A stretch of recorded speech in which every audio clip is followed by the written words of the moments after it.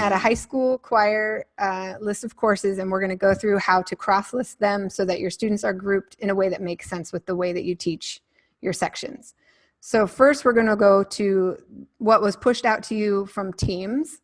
So we'll go to those courses. They'll be MU3 or MU2, and you can pick whichever one you want to start with. And you'll see that David and Katie created courses that they're going to cross-list their sections into. So that's a step that you would have to do before you got to this point. So if we go to MU4 and we go to settings,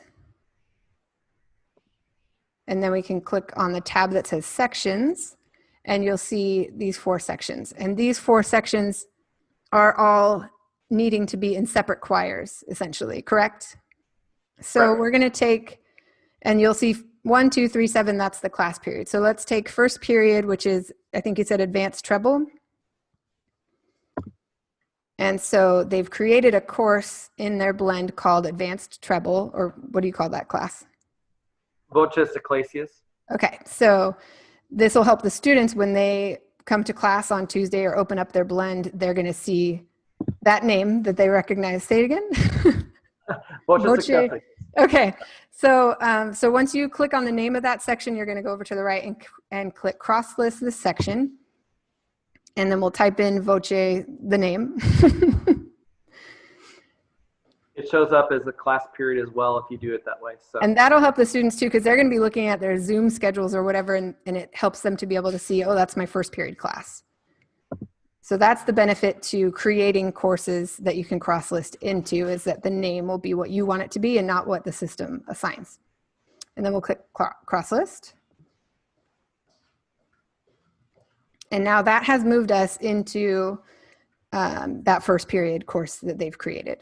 So now we'll do this again. We'll go back to the Teams course, MU4, and move those other sections into the appropriate course that matches with the course that they've created.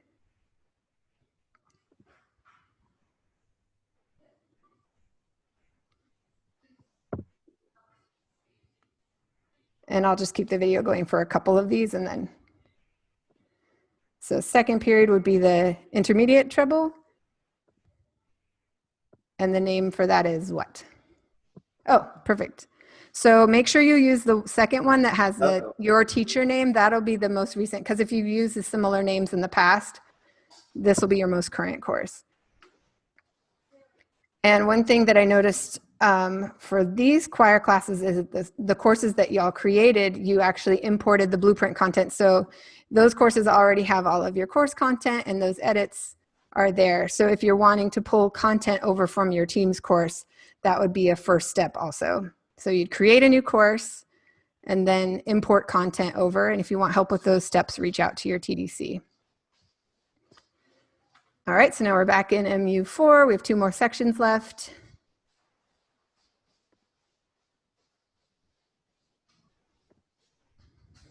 And even if you're cross-listing these before students have been rostered, once the students are rostered, they'll still be automatically sorted into that correct course that you're cross-listing. Awesome, now we have those folks in third period. And then this is good to see the last section that you move will basically make that course sort of disappear because it's been cross-listed into all those different places. So it won't be its own place in your blend list anymore.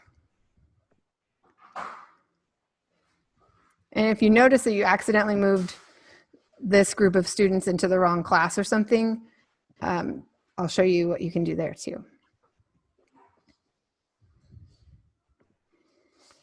So now you're in the main course that you've moved these into the correct place, but if you realize you did it wrong, over there on the right it says decross list, so that's how you can pull them back out, and then it would show back up into that Teams course, MU3 or whatever it was, MU4.